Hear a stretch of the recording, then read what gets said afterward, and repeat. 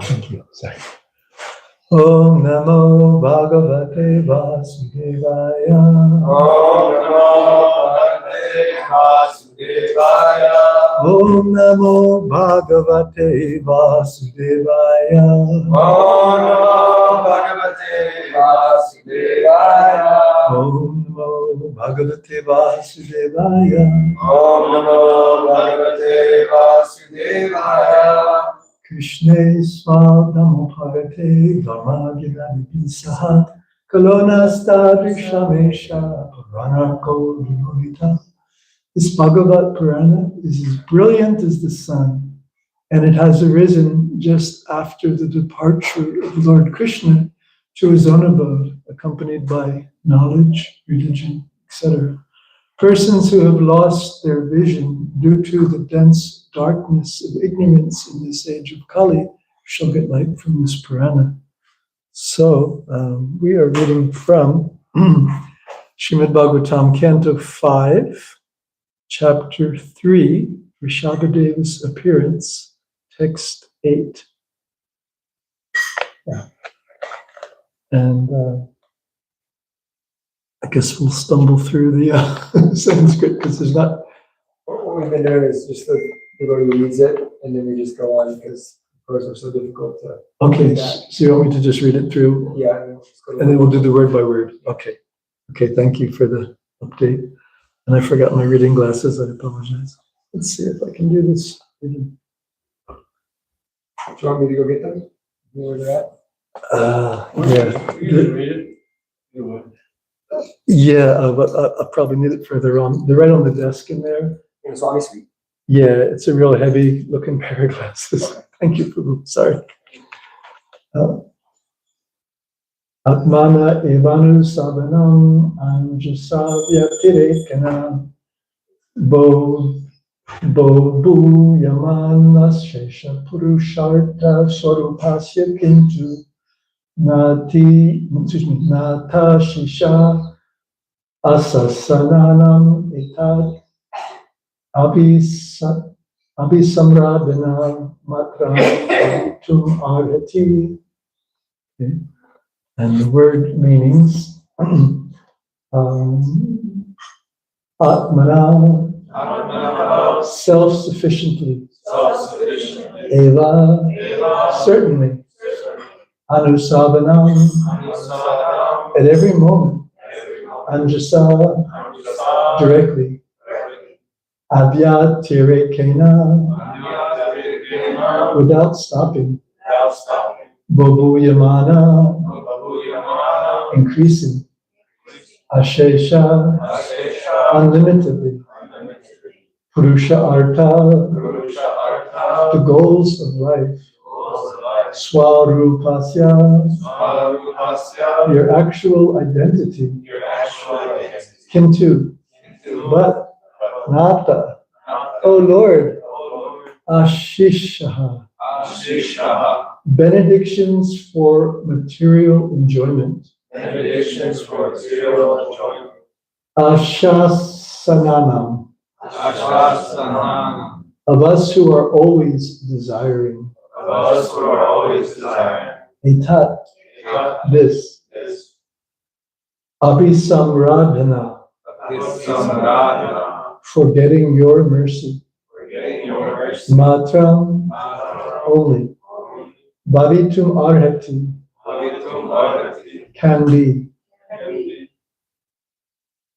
Translation and purport by His Divine Grace, Srila Prabhupada. All of life's goals and opulences are directly, self-sufficiently, unceasingly, and unlimitedly increasing in you at every moment. Indeed, you are unlimited enjoyment and blissful existence. Thank you. I locked the deadbolt because the bottom lock gets stuck. Okay, thank you, If Prabhu. you lock that one, it tends to get stuck. Very good, thank you. You are unlimited enjoyment and blissful existence itself. As far as we are concerned, O Lord, we are always after material enjoyment. You do not need all these sacrificial arrangements, but they are meant for us, so that we may be benedicted by your Lordship. All these sacrifices are performed for our fruitive results, and they are not actually needed by you. Now, do we do the repeat? Yes. Okay. All of life's goals and opulences are directly, All life's goals and opulences are directly, self-sufficiently, self-sufficiently, unceasingly, and unlimitedly increasing unceasingly and unlimitedly in you at every moment. in you at every moment. Indeed, Indeed, you are unlimited enjoyment you are unlimited enjoyment and blissful existence itself. As far as we are concerned, O Lord, we are always after material enjoyment. You do not need all these sacrificial arrangements, but they are meant for us, so that we may be benedicted by your Lordship. All these sacrifices are performed for our fruitive results. All these sacrifices are performed for our fruitive results. And they are not actually needed by you. They are not actually needed by you. Try this. Pull this together. Sorry. Srila Prabhupada's purport. Being self-sufficient, the Supreme Lord does not need huge sacrifices. Fruitive activity for a more opulent life is for those who desire such material opulence for their interest. Yagnartat karmano nyatra lokoyam karmabandhana. If we do not act to satisfy the Supreme Lord, we engage in Maya's activities. We may construct a gorgeous temple and spend thousands of dollars. Prabhupada was writing this in the 1960s, 70s. So now we may have to say millions of dollars. We may construct a gorgeous temple and spend thousands of dollars, but such a temple is not required by the Lord. The Lord has many millions of temples for his residence, and he does not need our attempt. He does not require opulent activity at all. Such engagement is meant for our benefit. If we engage our money in constructing a gorgeous temple, we are freed from the reactions of our endeavors. This is for our benefit. In addition, if we attempt to do something nice for the Supreme Lord, he is pleased with us and gives us his benediction. In conclusion, the gorgeous arrangements are not for the Lord's sake, but for our own. If we somehow or other receive blessings and benedictions from the Lord, our consciousness can be purified and we can become eligible to return home back to Godhead. Om Agyantam Andasya Jananjanan Shalakaya Chakshurun Malitanyana Tasmai Shri Gurave Namaha Vanchakalpatarubhyas Cha Kripa Sindhubhyeva Cha Patitanam Pavanebhyo Vaishnavebhyo Namo Namaha Shri Krishna Chaitanya Prabhu Nityananda Sri Advaita Gadadhara Shivasari Gaura Bhakta Hare Krishna Krishna Krishna Hare Hare Hare Rama Rama Rama Hare Hare. So really nice to be back here in Tucson with all wonderful devotees. It's always such a wonderful experience to come here into your community.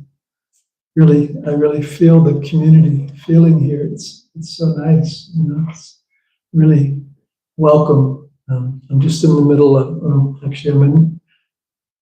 on the last leg of a journey driving from Alachua, Florida to San Diego, California. And 2 of the nights I had to stay in hotels, and 2 of the nights I got to stay in the Lord's temples. And I can tell you, staying in the temples is where it's at, because you get to see the wonderful smiling faces of the Vaishnavas and the beautiful forms of the Lord. And the devotional service that's going on just creates a mood that you don't find anywhere else. Right? This envelope, or what's the word, this umbrella, this place of devotional service that Srila Prabhupada has created all over the world is like nothing else that you can find anywhere else. Nothing else, right? And that's really being pointed out here this morning, but by these priests. It's interesting because I read the chapter up to this point just to try to get a little sense of where we're at in the Bhagavatam. And I found it really interesting because, it's Kali Yuga, and we are constantly reminded of and need to be reminded of, our very fallen condition in Kali Yuga.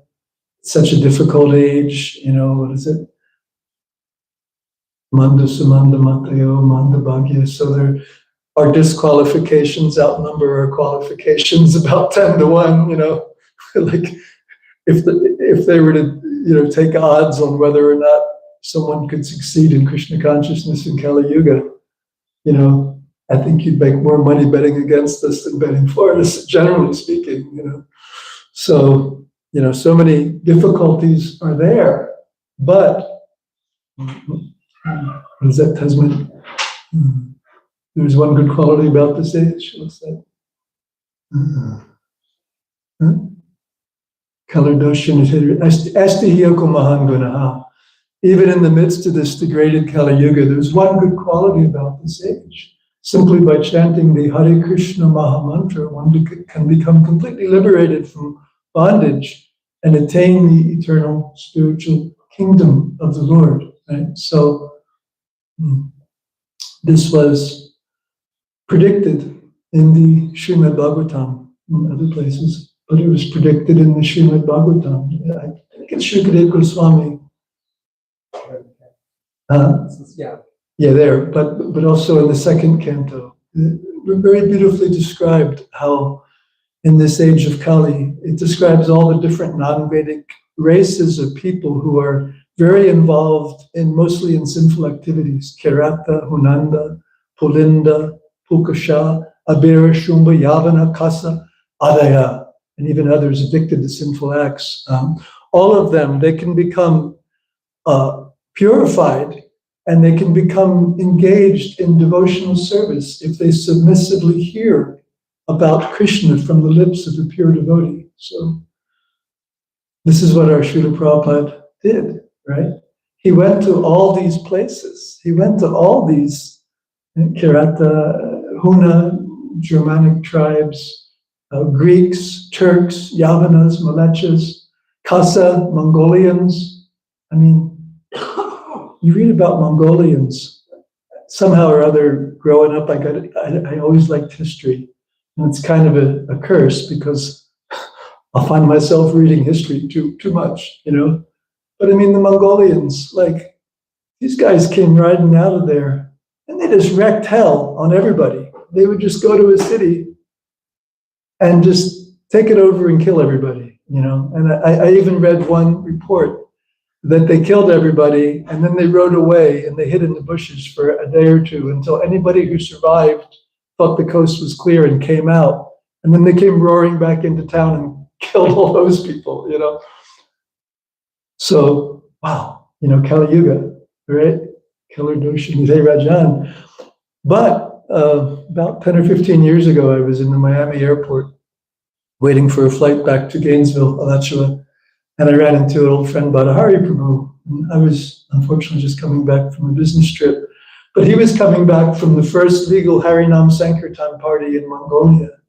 He had gone there with Indradyumna Maharaj.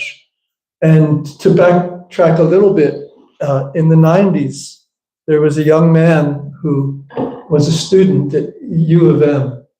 And, I live up in Michigan. We have a U of M, University of Michigan.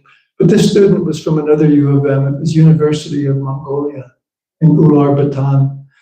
And somehow he was sent to America on some student exchange. And as he was returning back to Ulaanbaatar, Mongolia, one nice devotee like Parameshwar Prabhu, one of your fellow book distributors, excuse me, sir, handed him a Bhagavad Gita as it is in LAX.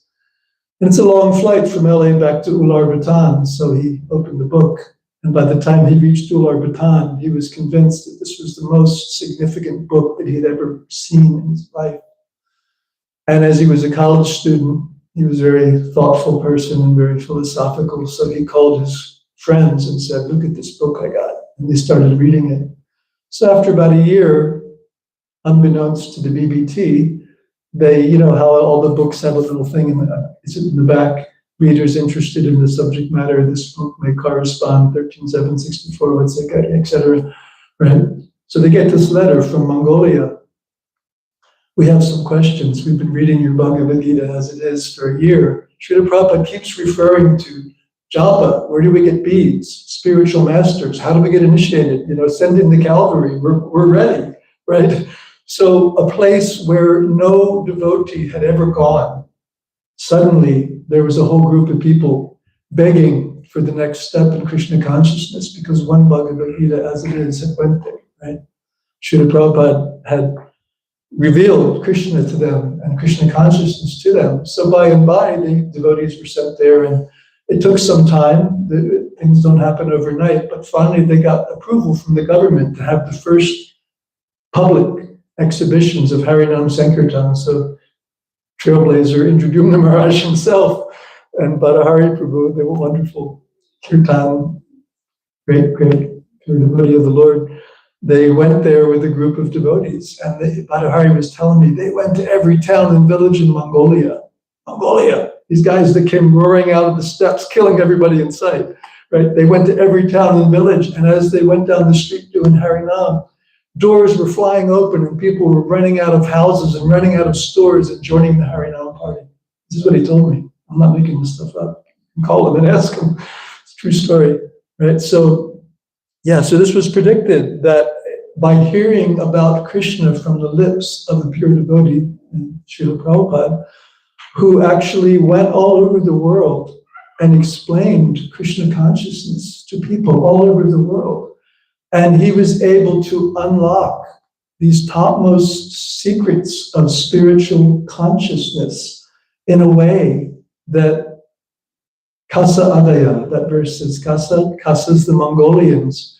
And then you go another step down, Adaya. And Adaya means, and even others who are addicted to sinful acts. I guess where we fit in, right? So we weren't even mentionable exactly in the verse. We didn't have a desha yet, but there was this whole, what they call the new world, right? All these one step up from cannibals, right? Even others addicted to sinful acts. We were all waiting, right? And even we could become purified. So Srila Prabhupada, he came and he spoke this Krishna consciousness. And there's a wonderful story you probably heard, but it's good to hear it again. Harisari Prabhu tells in his diary when he was serving Divine Grace Srila Prabhupada, and it was pretty much an unspoken understanding among Prabhupada's team of servants that in the wee hours of the night, when we were all sleeping, after himself sleeping for 2 hours or so, Srila Prabhupada would get up and he would be translating his Bhagavatam and other books and writing his Bhaktivedanta purports. And it was kind of an unspoken understanding that you didn't generally, usually you weren't even awake anyway, but even if you were, you wouldn't bother Srila Prabhupada during this sacred time. And Harisari woke up in the middle of the night and he was walking down the hall, and Prabhupada's door was a little bit ajar.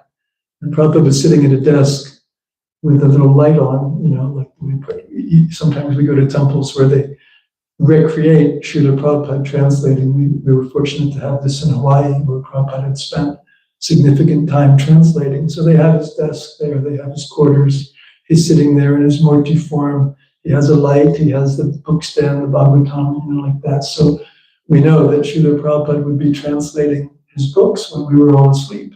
After all day when we were all awake, he was serving us in other ways, traveling and preaching and teaching and doing whatever was required to spread the Sankirtan movement, both to the devotees and to the general living beings.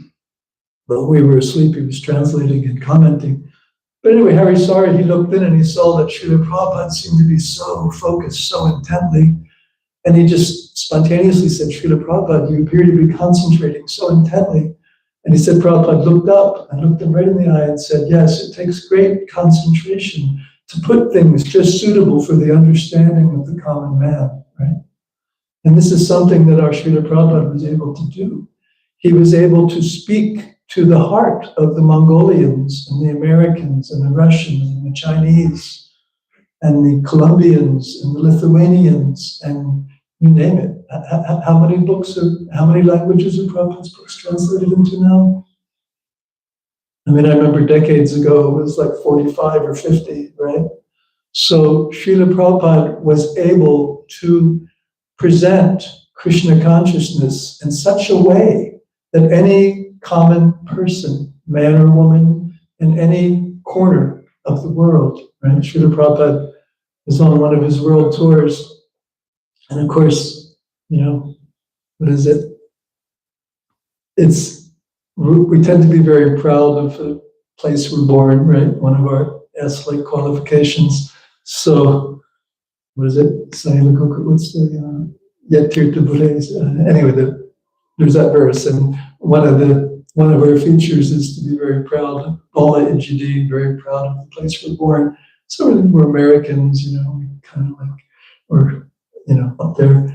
And Prabhupada landed in, I don't know if it was Jacksonville or Orlando, but he was coming to Gainesville. And then he mentioned that when he saw the Gaurnitai deities, he said, Lord Chaitanya and Lord Nityananda are so merciful. They've come even to this dark corner of the world, so far from Sridham Mayapur. Right? So this is the actual situation. And Prabhupada was traveling all around the movement, and he was seeing how, even though he was the instigator, he was also appreciating how the Lord was doing all this, right?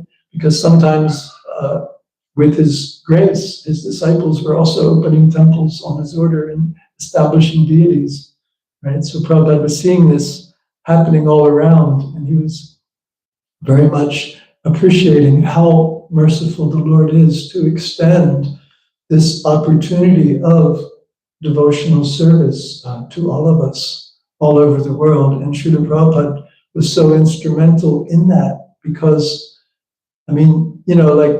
we understand that Lord Chaitanya engaged and empowered the 6 Goswamis, especially Rupa and Sanatan, to study, and Jiva, to study the whole range of Vedic literatures because it's so vast, right?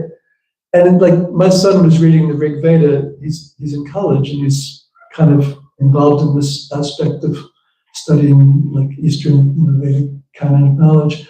So anyway, they were reading the Rig Veda, and it's karma, you can find the things that ultimately indicate the Supreme Lord, but you got to read through a ton of karma kanda, you know what I mean? Because it's mostly focused on how to get from here to there, but there is not come back to Godhead. There is Nandakanana, Indraloka, beautiful gardens where you can live for 10,000 or 100,000 years and consort with beautiful damsels and, fruit falling off the trees and blah, blah, blah, right? So much of even our Vedic literature, right, is really geared towards that end, right? That end. So Lord Chaitanya, he asked the 6 Goswamis to, as we learn from the Sad Goswami, asked them to scrutinizingly study all of the Vedic literatures with the intention of establishing eternal religious principles for the benefit of all living entities, right? So Srila Vyasadeva, on the order of Narada Muni, wrote the Bhagavatam, which is the cream of the Vedic literatures. Again, because it's so vast and we live for such a short time. And who's going to get to the bottom of it? Who's going to actually understand it? Who's going to not get deviated and wind up somewhere else completely different, right? And then the Goswamis went through all of the Vedic literature to actually support the Bhagavatam that Lord Chaitanya was coming to emphasize. Srimad Bhagavatam Amalam Puranam. This is the scripture which can perfectly guide everyone in devotional service. And the Goswamis, they wrote voluminous literature just to support this understanding, this Bhakti Yoga, this Srimad Bhagavatam, this exclusive devotion to Lord Krishna, right? And then Srila Prabhupada was able to take all of that and transplant it to all the foreign cultures of the world, all of the, it's amazing, it's amazing, it's incredible. But purity is the force, right? That's one of the mottos that Srila Prabhupada gave us.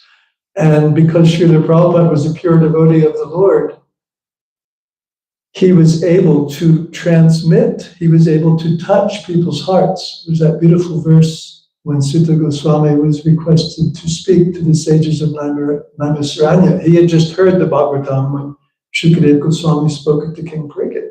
And they wanted to hear it, and they're asking him. And he said, well, before I speak, let me first offer my respectful obeisances unto that great personality, Srila Shukadeva Goswami, who can enter the hearts of all, right? So this is, purity is the force. We have to receive the book Bhagavatam from the person Bhagavatam, right?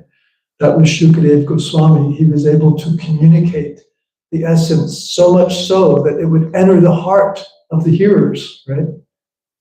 And Srila Prabhupada, as a pure devotee of the Lord, representing the Lord, he manifested this same wonderful potency. He wrote the Bhagavatam, and he spoke the Bhagavatam, and he lived the Bhagavatam in such a way that it actually touched our hearts, and it is touching our hearts. Again, when this student from Mongolia got the Bhagavad Gita, that was a full 20 years after Srila Prabhupada had left this planet in this Bapu form, right? But was that a problem? No. Srila Prabhupada spoke to that young man through his Bhaktivedanta Purports, and he touched that young man's heart in such a way that now there is a Hare Krishna movement in Mongolia. Right? So this is the reality. And this is also being explained here. These sages, we have this idea that in Kali Yuga we're very, very fallen, so the Lord comes and he gives the very easy process. He comes in his most merciful form, all of which is completely true. But here we have, in a previous age, I don't know if it's Satya Yuga or Treta Yuga, anybody know where we're at chronologically in the yugas, but this is way, way back, right? This past time that we're reading.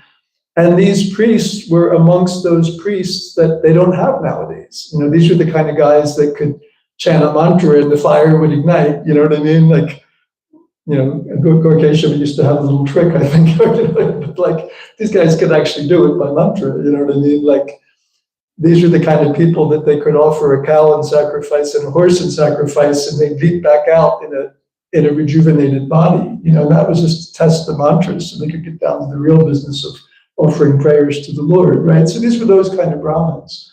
But now we see when the Lord actually appeared, right? When the Lord actually appeared, are they thinking, we got this one, we chanted the mantras, we did the thing, and the Lord appeared. Yeah, we're on it. No. They were just immediately realizing, we're so fallen. We're worshiping you for material desires, and you don't need any of this stuff. You are completely full in yourself. You are complete in yourself. You are the reservoir of all enjoyment, of all happiness, of all everything.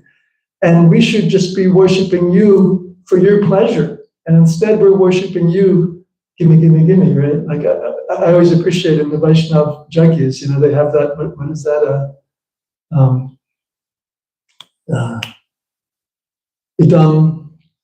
Idam Krishna, Idam Namama, is that Swaha?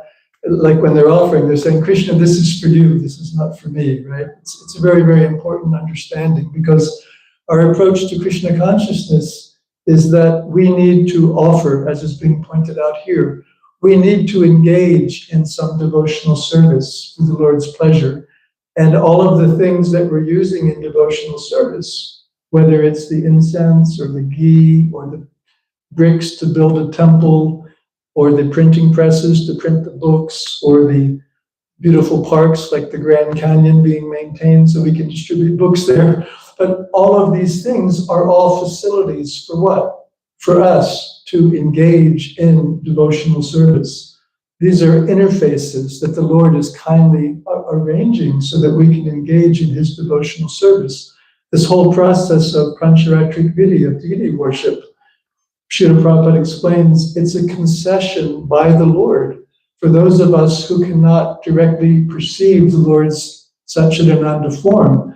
So out of his causeless mercy, the Lord appears in a form that we can perceive as the wonderful deities. Right? So this is the Lord's kindness. He appears as the deity so that we can offer food, and we can offer flowers, and we can offer prayers, and we can offer kirtan, and we can engage our mind always in thinking of him, right? We can bow down to him, right? We can engage our bodies and our minds 100% in the service of the Lord. There's that beautiful verse, Sarvapadi Vinirmuktam. We are covered with upadis, designations. I think I'm a man, I'm a woman, I'm American, I'm an old man, I'm a young person, I'm a this, I'm a that. And our whole life we're just running in this consciousness. But this can all be cleared. All of these designations that are keeping us rooted in material consciousness, thinking that our business is to enjoy our senses by exploiting Krishna's material energy. How can we become free from that? by engaging our senses, Krishika means senses, by engaging our senses in the service of Krishika Isha. Krishna is Isha, he is the master of the senses. So when we engage our mind and our senses in the service of Krishna, then our mind and our senses, these facilities that we are working with 24/7 every day, these facilities that we are understanding to be ourself, we are experiencing our whole identity through all of this input that's coming in through our mind and senses. We're processing everything in this way. So the Lord appears as the deity so that we can actually engage all of this, the mind, the senses, in the Lord's service. And by doing so, we're becoming purified, like that. Sevanam Bhakti Ruchite. This devotional service is actually our opportunity to become purified. So these priests, they're realizing this, that we're doing all this stuff, but you are just accepting the love and devotion. And that was mentioned a couple of verses ago. There was this whole big elaborate ceremony being done, but the Lord actually appeared because King Nabi was a devotee, right? It was pointed out in one of the earlier verses. I mean, all the big jaggi was good and everything, but the Lord actually appeared because King Nabi was a devotee and he appreciated his devotion, right? So this is the essence of everything, is that we are meant to engage in the devotional service of the Lord. So the Lord is giving us the opportunities to do that, to engage in his devotional service. And that's why, for instance, it's mentioned in the purport, one can spend thousands of dollars to build a temple, right? And at the same time, we understand, Prabhupada mentions in the purport, that Krishna doesn't need a temple. Krishna has millions of temples, right? We understand that in the spiritual world, Krishna is being served not just by one goddess of fortune, but by hundreds of millions of goddesses of fortune. So Krishna doesn't have any needs to be fulfilled, right? There is nothing we can give Krishna, but Krishna wants the love and devotion which accompanies the offerings of whatever it is, whether it's a temple or it's a plate of food, bhoga, whatever it is the love and devotion which the devotee is offering it with, which is what Lord Krishna is excited about, and which is what Lord Krishna accepts. And all of these facilities are interfaces that the great teachers, the great acharyas, have given us to give us facilities to reawaken our loving relationship with Krishna so that we can engage in devotional service, right? So that's really the same, throughout time. Like these priests, they're doing this big yajna, but when they actually experienced the Lord, they just immediately became absorbed in devotion. They just realized that whatever they were trying to achieve was insignificant compared to pleasing the Lord by making a devotional offering, right? And this is the opportunity, right, that Srila Prabhupada has given all of us. And it's practically seen that although the Lord doesn't need another temple, we need these temples, right? One time Srila Prabhupada said, for ourselves, we can sit down anywhere and chant Hare Krishna and be completely satisfied, right? That's enough. But then Prabhupada said, but who will come, right? So therefore, Srila Prabhupada, we understand that he opened 108 temples, right? And he encouraged his followers to open more and more and more. And again, these temples are facilities for more and more people to come and to become exposed to Krishna and exposed to the devotees and exposed to the process of devotional service, and in that way become attracted to Krishna and attracted to his devotional service, right? People sense it. People that are a little bit like people, I'm sure you have it here all the time. I know when I was in Hawaii, we also have our restaurant. And when you're involved in running something, you're always just seeing all the problems and you're just thinking, oh God, this is wrong and that's wrong and this is wrong. And fortunately, Sandamani came a few times to help us. And one of the first things she pointed out was, we should look at it the way, like, say you just pulled up in a car for the first time and you're getting out of your car in the parking lot and you're walking towards the building. What are you experiencing? You know, and what should you be experiencing so that you'll have a wonderful experience and want to come again? But even in the midst of everything that we're seeing that's wrong, so often you would meet people, and sometimes after they ate their lunch, they'd sit in the yard for 2 or 3 hours, and they would tell you, we're just savoring the atmosphere, you know, because we take it for granted sometimes. But these temples, these are actually the spiritual world, right? Srila Prabhupada, he opened these embassies of the spiritual world. Sometimes, you know, familiarity breeds contempt. You know, we're around all the time and we're sweeping the floor, and, you know, if you're on a farm, maybe shoveling the cow dung or whatever it is. So many activities that would appear to have a material nature to them, but because we're doing them for the pleasure of the Lord, they're completely spiritual, right? And these temples, they're giving us and everyone else an opportunity. I remember once when I was living in the San Diego temple, when I first started living in the ashram, and one of my services was to clean the floor every morning after the breakfast, because we had breakfast in the temple room. We didn't have a lot of other rooms. It's a pretty big room. And in those days, you know, we had the understanding that Prabhupada had shown the devotees, you take a bucket and a rag, and you get down on all fours, and you, after you've swept, you take the rag and you clean the floor. And about partway through, you throw your water out and put some new water in because it's getting kind of dirty, and you keep going, maybe get some new rags. And, you know, it would take about an hour, and I was listening to lectures by Srila Prabhupada. And I remember at the time, it was just thinking like, wow, I'm like the most fortunate person in the world because I'm getting to clean this temple floor and just listening to Srila Prabhupada. And one day, I forget who was the president at the time, but this thought just occurred to me that like, this is actually, the simplest service in the temple, this is actually more important than like what all these presidents are doing in the United Nations, and they're having these big meetings. But all of that activity is done. You know, it's like it all just stays here in the material world. But even something as simple as wiping down the floor of Krishna's temple, that's an actual eternal activity. That activity actually provides an eternal result. That's devotional service.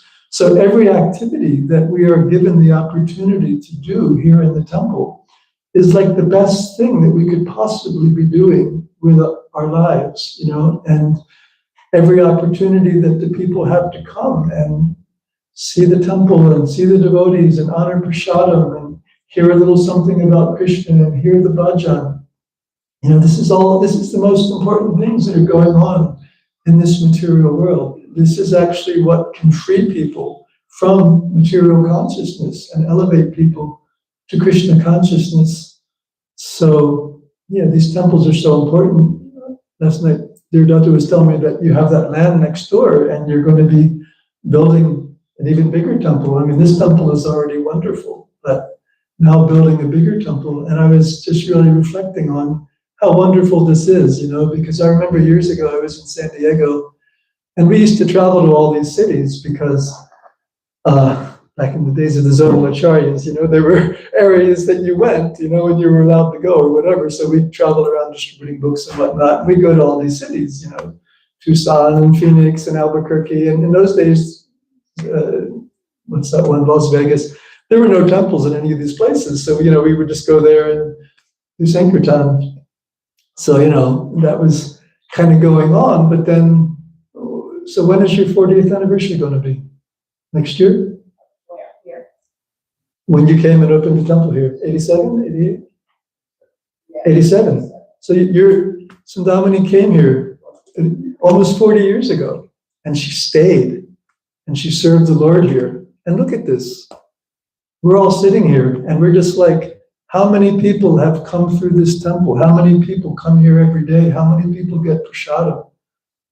Here, Nishwar was telling me since he's been here, there's been 25 people or so initiated in the last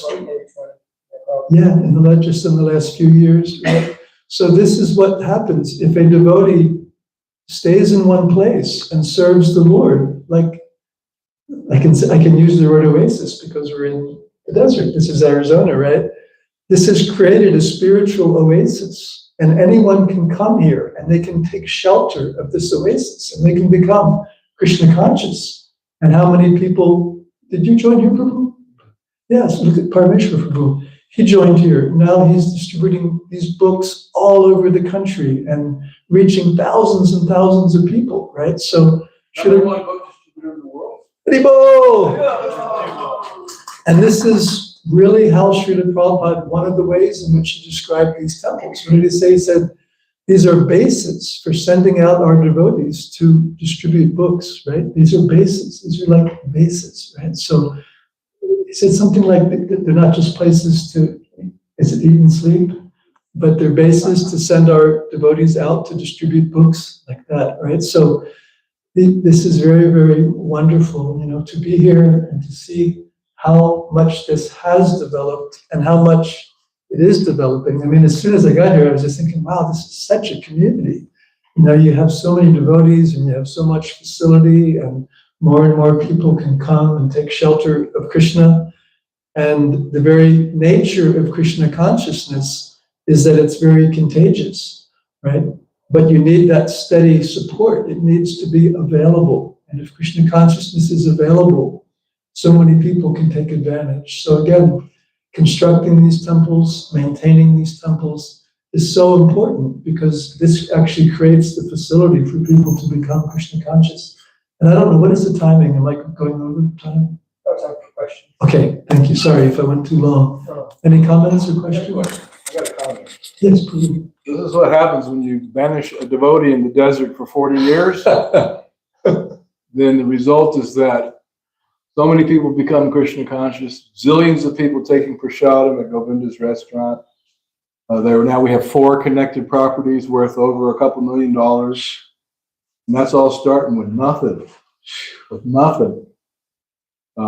Except the determination to serve Srila Prabhupada and spread the Krishna conscious movement. So by following the order of the spiritual master, wonderful things can happen, and this is proof. No doubt. Thank you. No doubt. Absolutely. Very inspiring proof. Thank you so much. Here's Prabhu. Hey, bro, that's fantastic. Your name's so suiting, so fitting. Vaikuṇṭha, such a beautiful energy. Prabhu, my question is you were speaking so nicely about how Krishna is accepting the bhakti. He's not accepting the opulence of our offerings. And in that kind of consciousness, we should let go of the fruits of our actions. We should not be so attached to the fruit. We should focus on the action, the love. But somehow still, I find myself feeling a lot of stress and anxiety over, trying to arrange things very nicely and trying to, do things as nicely as possible. How do we balance that between becoming overstressed, overworked, too attached to the fruits and trying to control it, and I'm just doing this out of love and I need to give up the result? How do we balance that? Right.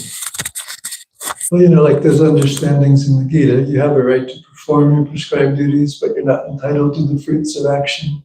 Never consider yourself to be the cause or the results of your activities, and never be attached to not doing your duty, right? So sometimes you hear devotees say, act as if it depends on you, but know that it depends on Krishna, right? So, knowing that it depends on Krishna, Krishna didn't say, Arjuna, you're my best bud. You don't want to fight, no problem. I'll snap my fingers and it'll be over. No. Krishna spent chapters and chapters, right? Firing up Arjuna to do his duty, to fight, right? So there's that nice verse in is it the 7th chapter? Always think of me in the form of Krishna. And at the same time, 8, thank you, 8-7. And at the same time, carry out your prescribed duty of fighting with your activities dedicated to me and your mind and intelligence fixed on me. You will attain me without doubt. And the purport, Srila Prabhupada elaborates a little more on this concept of internal and external devotional service. That externally we're engaged in devotional service, we're engaging our body and our mind and our words and applying ourselves, right? And while doing that, internally, we should constantly be absorbed in Krishna consciousness. And Prabhupada explains this can be easily done just by constantly chanting Hare Krishna, Krishna Krishna, Hare Hare, Hare Rama, Rama Rama, Hare Hare. And it's very practical, like I was noticing, we were in Mayapur for a while, and Vaisheshika Prabhu would come with his yatra every year. And I started noticing, like they have the three greeting the deities, right? Like you greet Panchatattva, and then you run over and greet Lord Nrsingadev, and then you greet Radhamadeva, right? It's a really wonderful festival. It's just like, wow, And there's a little lag time because, like pujaris are doing things and conch shells have to be blown and curtains opened. So we go from Panchatattva greeting, and then we go in front of Lord Nrsingadev, and, sometimes you're chatting with your buds or whatever, and I noticed by Sheshika Prabhu, if there was an extra 30 seconds, he'd be whooping out a verse card, you know what I mean? Or somehow or other, engaging his mind constantly, like 7%, and thinking of Krishna, right? So, we can do this. In other words, while we're doing our external service, we can be constantly finding the ways to internally absorb ourselves in Krishna consciousness. So, just to try to finish answering your question from my perspective, it doesn't mean that we should whip ourselves into a frenzy and not take care of our body and, because we don't want to be shooting star. Obviously, we have to maintain body, mind, and soul together, right? It's very important. We have to keep healthy. We have to do the needful. At the same time, absorbing ourselves internally in our devotional service and doing as much as is practical externally according to our nature and age and strength and all that, So, but the point is to be fully engaged, and that's going to look different for different people, and it's even going to look different for us at different stages of our life, right? But we just have to always be ready and willing and excited to take the next step in our devotional service, whatever that is, and there's lots of guidance for us to help us do that, to make sure that is that okay? Thank you very much. Thank you. Anything else? Understood. If it's okay, I can just add, this is referring to fruitive material results, I assume in the verse. And we're talking about spiritual results. Prabhupada was very much attached to his spiritual results. I mean, he wasn't detached, right? Krishna didn't tell, fight Arjuna, but don't be attached to winning or not. I mean, no way.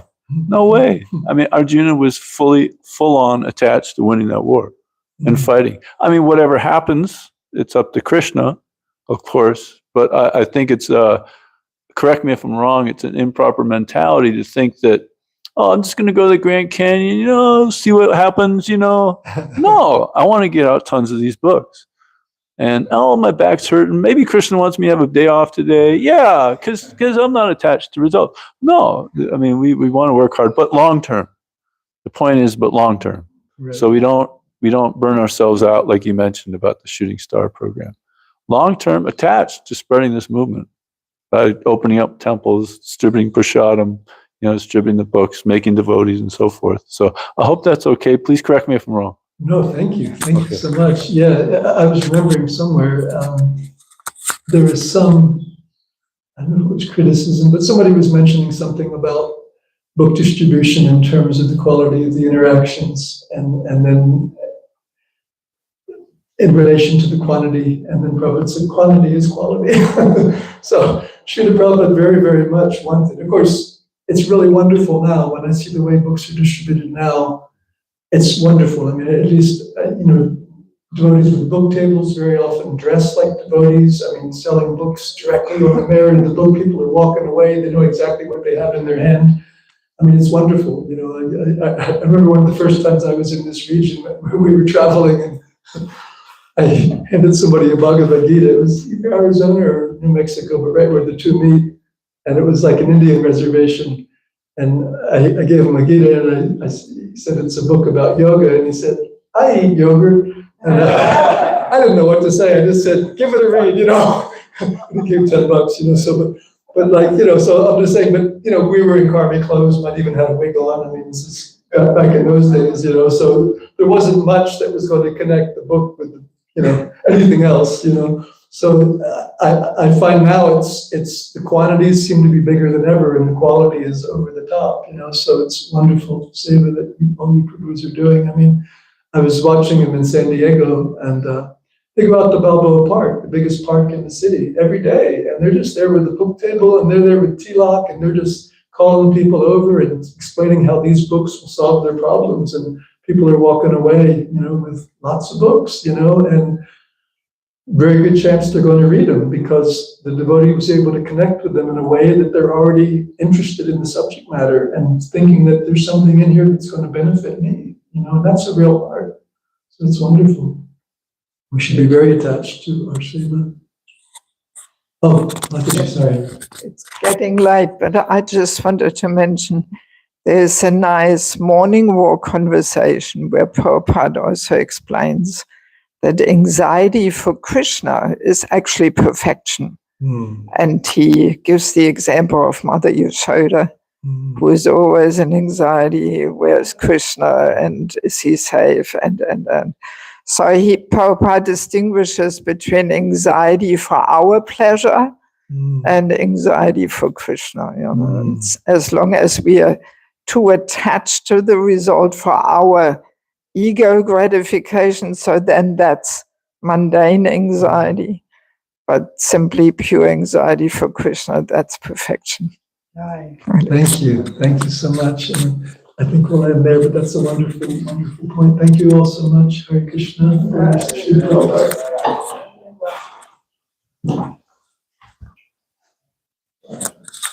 Prabhu. That was fantastic. Yes.